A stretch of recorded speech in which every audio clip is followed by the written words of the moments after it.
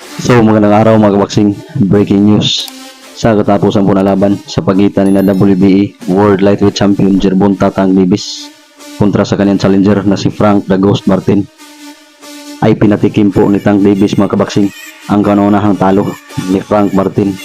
Ito'y matapos niyang talunin via knockout sa round 8. Ito'y matapos kumunikta ang kanyang pamatay na kaliwa dahilan ng hindi na nakabangon si Martin mga kabaksing.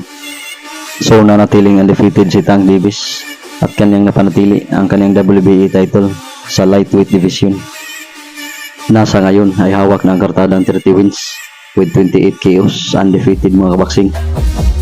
Samantalang nalasap ni Frank Martin ang kanyang kauna-unahang talo sa kanyang professional boxing career via knockout pa, na sa ngayon ay may isa ng talo, 18 wins at 12 KOs.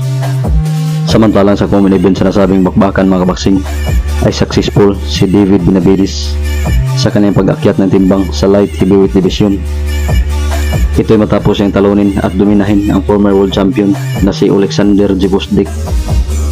Panalo si Benavides mga kabaksing via 12 rounds lopsided unanimous decision at siya na ngayon ang bagong WBC interim light heavyweight champion na umabante na ang kanyang undefeated na kartada na may 29 wins with 24 KOs.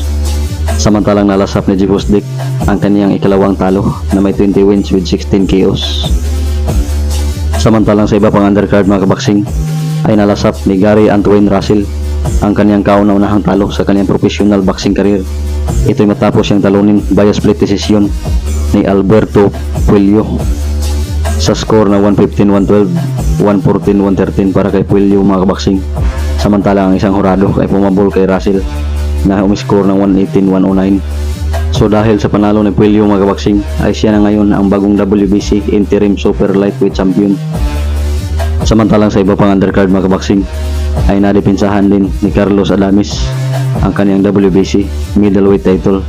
Ito'y matapos siyang talunin ang kanyang challenger na si Tyrell Gausa via unanimous decision. Samantalang sa laban na naganap sa bansang Puerto Rico mga kabaksing ay nabigong maidipinsa ni Sabril Matias ang kanyang IBF World Junior Welterweight title. Ito'y matapos siyang ma-upset at matalo ni Liam Paro via unanimous decision sa score na 115-112 twice at 116-111, pabor lahat kay Liam Paro mga kabaksing.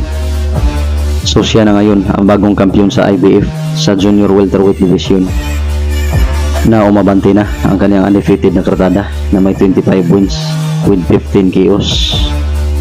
Samantalang si Sabril Matias mga kabaksing ay nalasap ang kanyang ikalawang talo na may 20 wins with 20 KOs.